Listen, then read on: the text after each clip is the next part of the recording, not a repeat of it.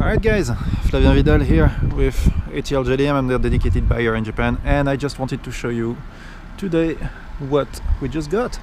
So we're picking it up from a massive dealer, really, so it's a custom order for parts and rig, and yeah, it rocks. So with the fisheye, it looks a bit it looks smaller than it is. It's a monster. It doesn't fit in our garage that we have here for maintenance, so we have to do everything on the spot.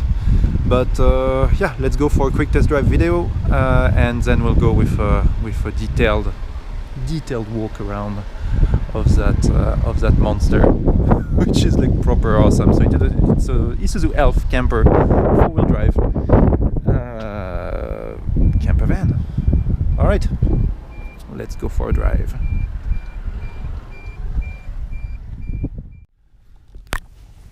Up, I guess you can see. All right, so we have 1 hour drive roughly, avoiding the toll. Look at that, an hour drive for 33 minutes. That's pretty bad. Not so much gas, so maybe gonna get some, or maybe we can do it. We'll figure it out. Let's go. So I'm not gonna film the entire way, obviously, but just like, I haven't driven that thing in a while. Up. I'm not sure where to put my phone for the GPS. So what you're hearing now is the ETC card. Up.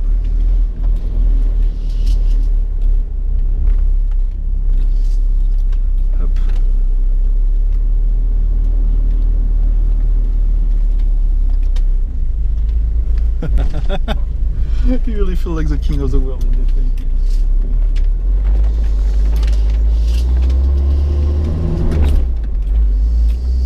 Not fast,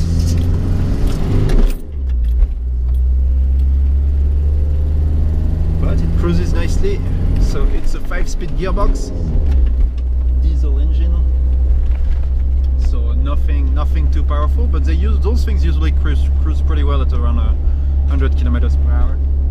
Double checking that nothing is moving in the. So that's also the main issue with those camper vans, is that you forget something in the back, and because it's so tall, there's still lots of like body roll, I would say, and things starts falling down. So yeah, just have to be careful with that when you drive around. Also, it is pretty heavy, so when you're in the mountains like this, using the engine brake is a must. Otherwise, you end up toasting the brakes. So this one is in like really good condition. I wouldn't say it's perfect. It needs some minor like cosmetic work, like we would see, but it just drives well. Like, it's the first time that I drive it at normal speeds actually, simply because I was only allowed to test it in the big lot that they have. So even though it's fairly big, this one comes from Hiroshima, by the way, so I could only drive it a little bit there, but yeah, it's not like a normal test drive on the road. So I really just discovered the car as I'm going with you guys, really, and how it drives. But yeah, it's nice. I like it. Like, the steering is not precise, not very precise, but that's kind of to be expected from a truck like this.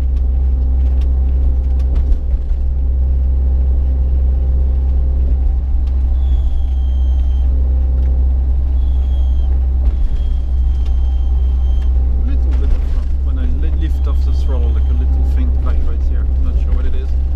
Hope it's in the dash. Just a little I'm not sure what it is, but up.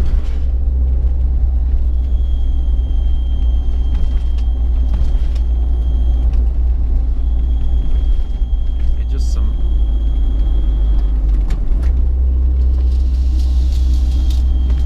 up. Just a little vibrating thing somewhere in there.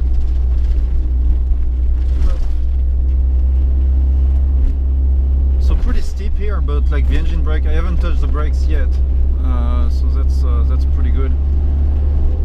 The engine brake is absolutely working perfectly, like it should on a diesel car. That's also why diesels are nice.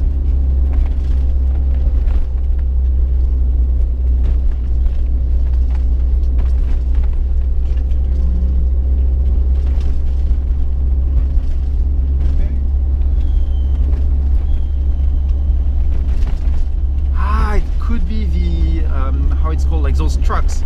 When you lift off the throttle, when you're like using the engine brake, you have some sort of like extra engine brake thing. So I think that might be what it is. Basically, yeah, it's like, what is it called already? It's like it kills some vacuum lines, and it's yeah, I forgot how it is. It's like a stronger engine brakes for those ones, which is why it doesn't, which is why it like turn left onto the ramp. It does so well downhill. Okay, I understand now. So that is probably like the sign of that. But yeah, no, it's like the test drive is going to be fairly limited. Basically, I'm going to drive a little bit here just to show you guys, and yeah, I guess I'll film the arrival at the port also. But no, it's, would I own something like that myself? Huh, that's a good question. Like, I would prefer probably something a bit smaller, because living in Japan, that is really not too practical for here. If I were to live in the US though, that would be what I go for. For Japan, not ideal.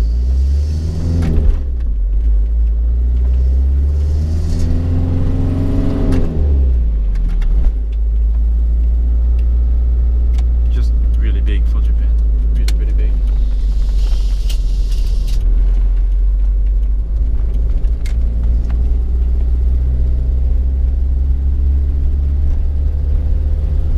And when I go uphill, I have enough gas. Should keep on going uphill, I guess.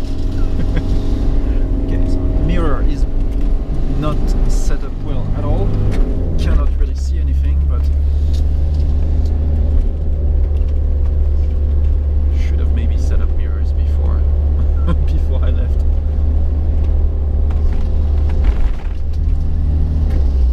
And back in fifth.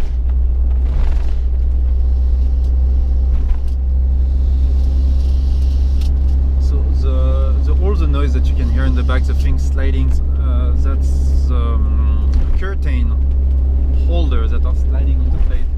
It's actually fairly annoying. You really need to be like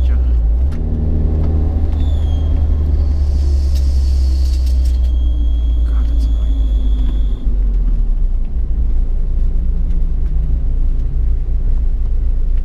So there's gonna be quite a bit of traffic to deal with, unfortunately.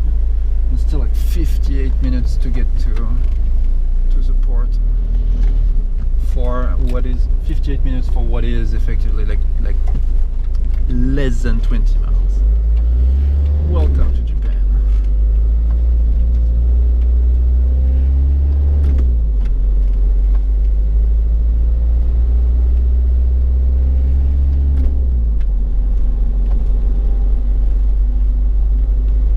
So yeah, I didn't talk about the mileage. It has 166,623 kilometers right now, so that's just a little over 100,000 miles, which is absolutely nothing for those. Like, if you were to have the same camper van this old in the US, thing would have been around the globe like 20 times already. But in Japan, that's a good thing. Like, usually when they go camping, they never go too far. They don't do like massive road trips. It's fairly rare, all over the country, moving around all the time, going across. And even if they were to do that, I mean, like, if you stay on the main island, it's roughly 1,000 kilometers to go from top of the main island to the bottom of the main island. So yeah, it's not really not the same distances covered compared to the USA.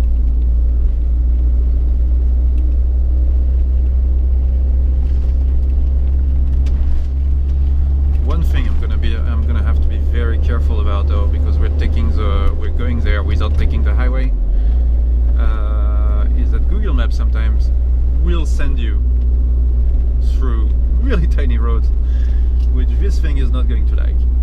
So that's gonna be something to look after and be careful with. So it might get stuck in a small road somewhere. So that's not yeah, not ideal. 400 meters, turn right. All right.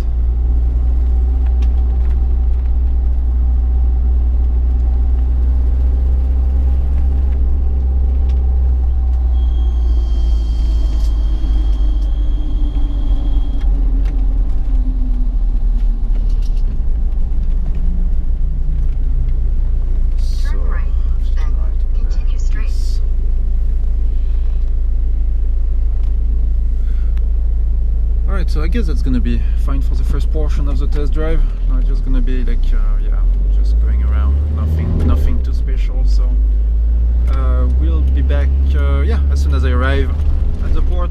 I will like film the entry to the port, and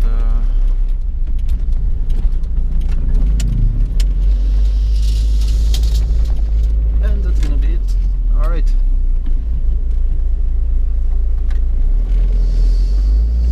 Alright, let's go to the port. Alright, so Google Map is actually bringing us onto like some mountain roads. So, well, it's gonna be a bit different than the normal test drives that I do for ATL JDM.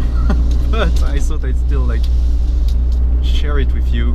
It is like, yeah, it's big. It's really big for here. I'm following that truck, and it's just not like, yeah. You want something as wide as possible when you drive this.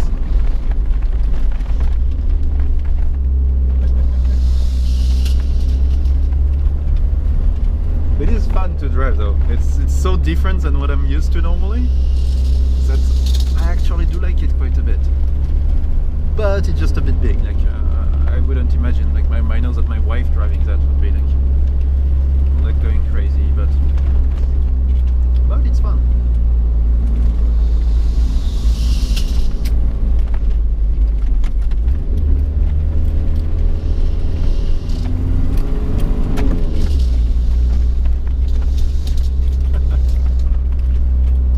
Temperature still dead center, absolutely no issues whatsoever. We have like 24 kilometers left to do.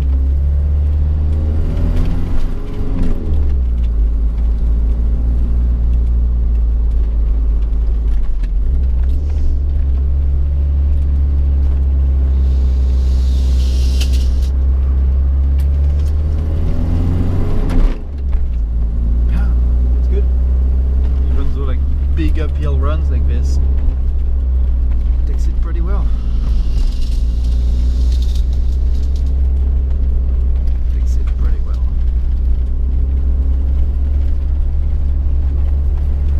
Alright, yeah, that's just a little extra. I wanted to show you that.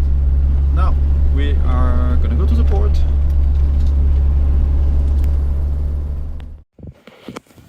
Alright guys, just arrived at the port, and as I discovered that well, that my camera is actually better than the GoPro that I normally use for walk around, well, I guess I'm gonna be using my own camera.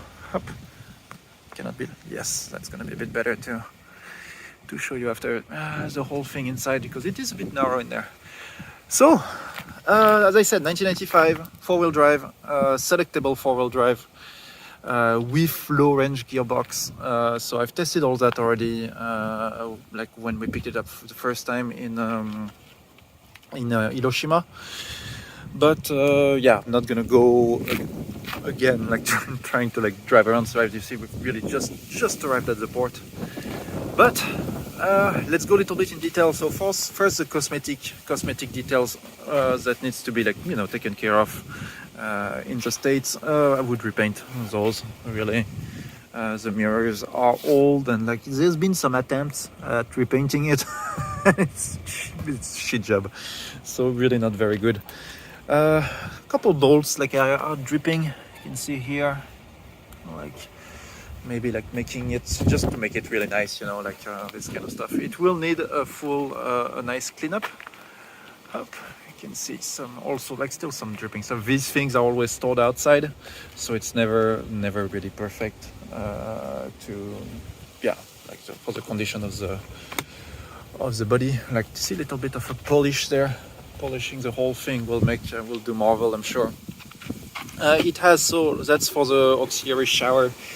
Has like something else in there. There's like a whole bunch of stuff to show you guys. So I have the keys here, and I have to figure out. So that's all the keys that come with it. As you can see, that's a lot. That's a lot of keys. So, but I'm not going to. Yeah, I'm not going to open like the shower thing, for example, and things like that. You can You can definitely see it. So that's the poop box. That's the poop box. I'm not going to open it now. It's been cleaned up and everything. It is nice. But yeah, I wouldn't recommend pooping in a camper van, in any camper van. Like, just don't poop in camper vans. That's just the best way to do things usually. Yeah, I don't know. I have to clean all that after. It just I don't like it. But yeah, you do whatever you want. But yeah, I don't recommend it. Up here, so that's for the fuel tank. You just reach here, and it's underneath up. So open that fuel tank right there. I got lucky. That's the first key I found. Here we have some storage. So I need to figure out what key does what. Yeah, so all the keys are with it, but none are labeled. So not super practical unless you want me to spend the whole video trying to figure out what key does what. Yeah, not ideal really. I did take detailed pictures of all that for parts and the person who's buying that. But yeah, I can't find the key. Just some extra storage that's in there. On the other side, you will see there is the water tank, which was open just earlier. Here, so you have the water, like a main water reserve. I'm gonna try to open something. So many keys, it's like, that's the thing. I don't understand why those camper vans, they don't just like... Okay, here. So that's like to charge pressured, non-pressured water. So like if you're gonna be like just, yeah, I guess like water reserve in general. Here, that's the two for the fridge. They're both here and there. The fridge that works. Everything apparently works. Also comes with, which is really nice when you're camping, those cover just to like put like camping tables in there and just hang out under the shade. Yeah, fully working and all. Here there is a little light that needs to be like turned on. I think like, so the auxiliary battery needs to be turned on. Why do they lock everything in this country?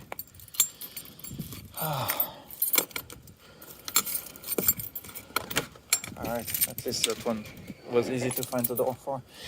Here, up, little locker so that you don't get surprised by the wind. Up, that doesn't move anymore. You've got a mosquito net also included with the door.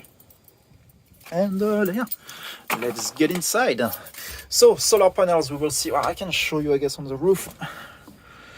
It does come with a little solar panel. Yeah, climbing up there is not super easy. So, sorry guys.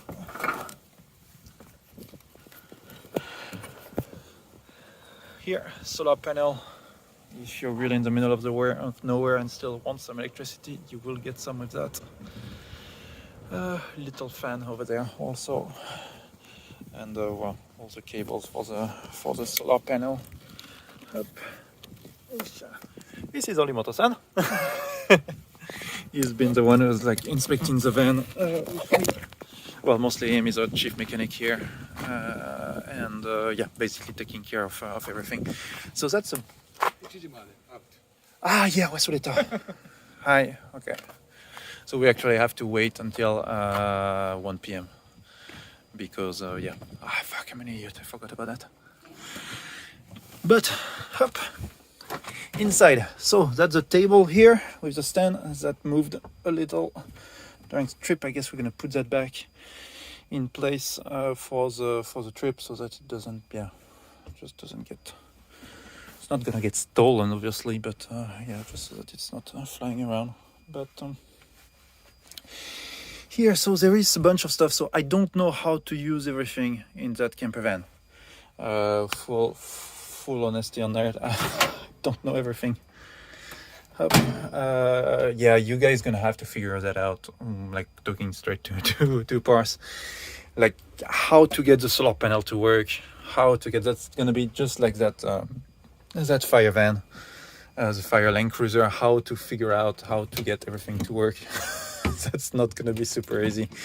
I've never been actually in a camper like that. I've never like done camping trips and stuff like that. So I think here there's the batteries. This is power inverter. Okay, now it's off, so I'm gonna leave it off because for the trip. But that's the power inverter here to test things out, I guess, to when you don't want to have the engine running all the time. You have this.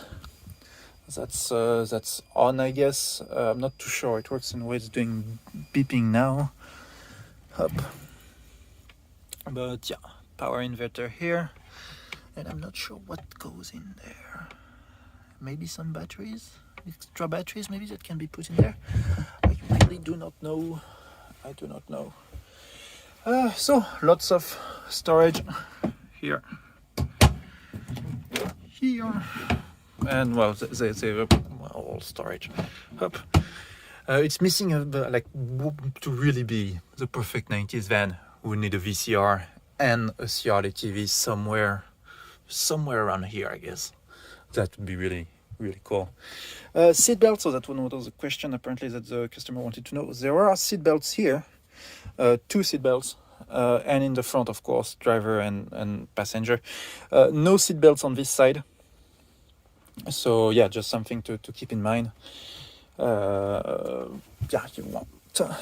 Let me just put that back in place.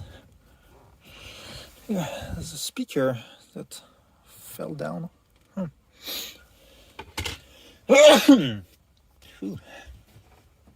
Up. So how does it work? Okay, so in order to access, oops. Okay, so I have to put that down a little bit. Up, and then you can put the table back on.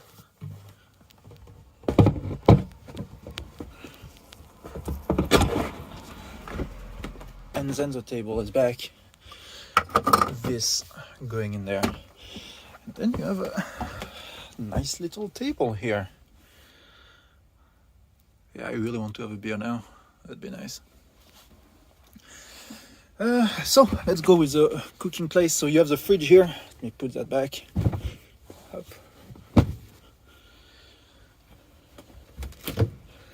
Fridge here. Does not stink. Always good when you get a fridge with how can I say, like when you get a fridge that has no, like, I don't know, paperwork. It doesn't, no history.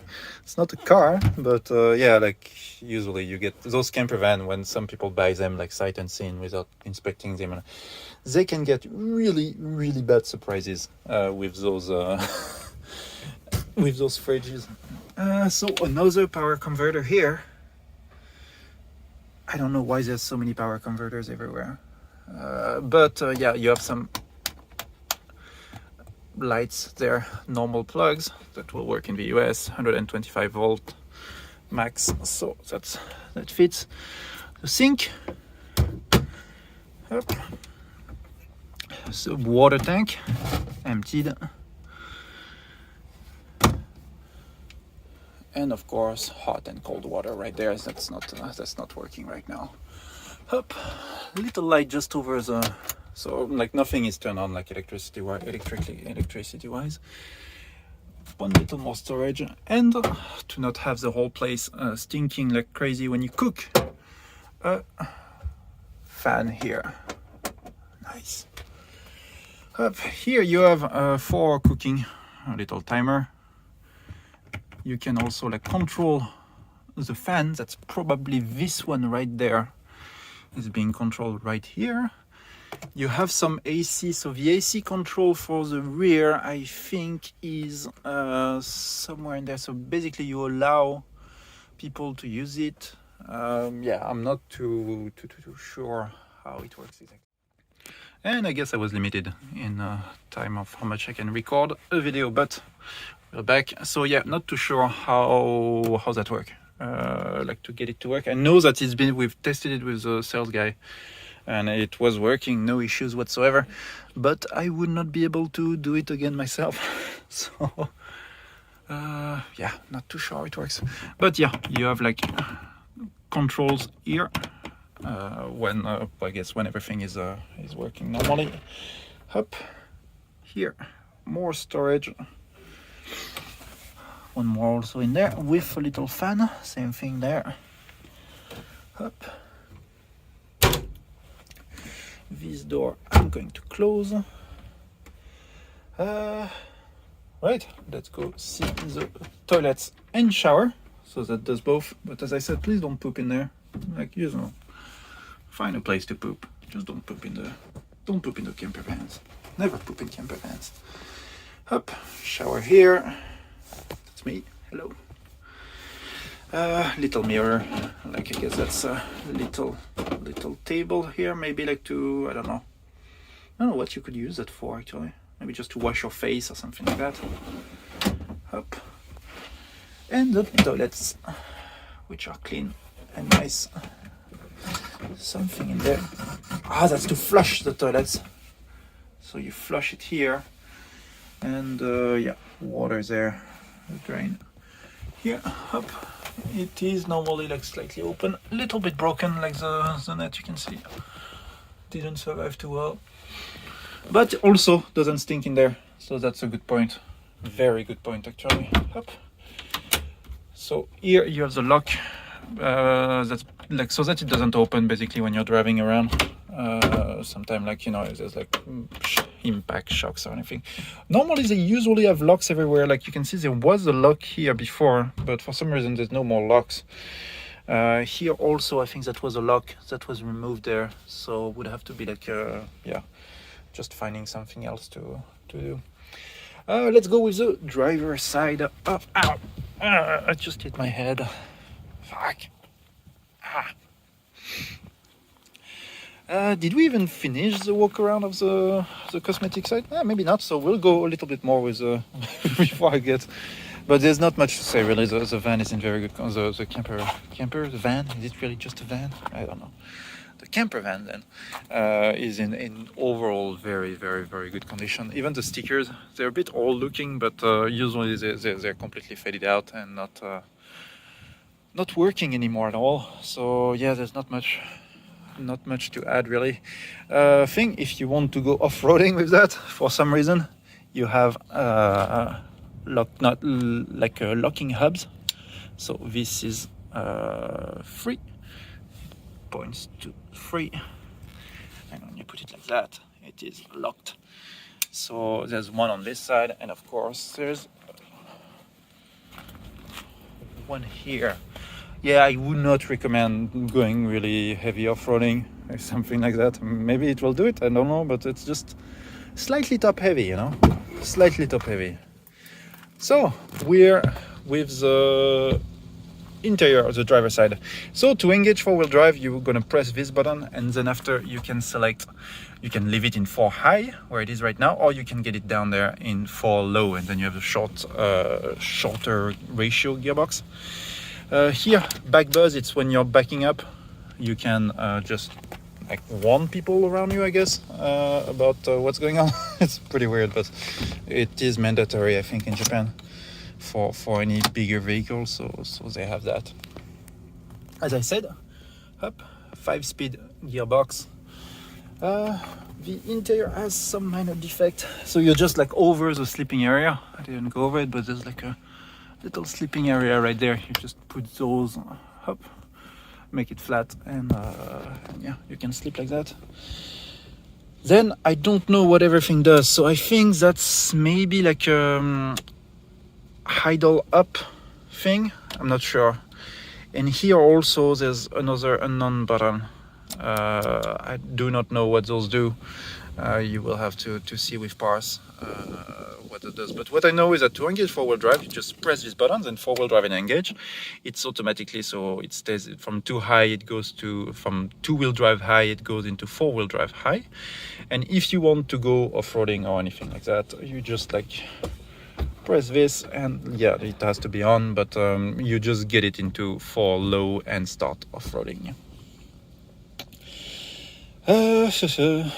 Up, little cup holder, which never exists normally in Japan. There's never a cup holder, and this looked like pretty much factory. That's pretty cool.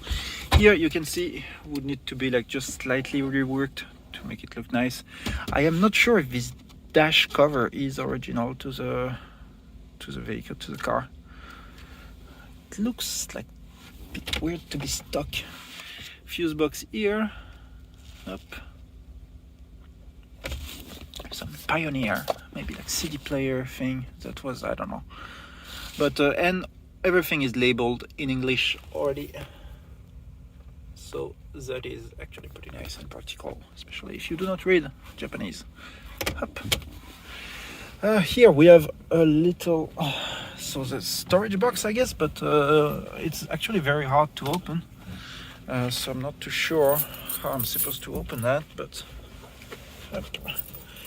go take that and just look. There you go. It's not a storage box actually. It's more relays and stuff like that if you want to, if you need to change something. Is there a diagram? No diagram or anything.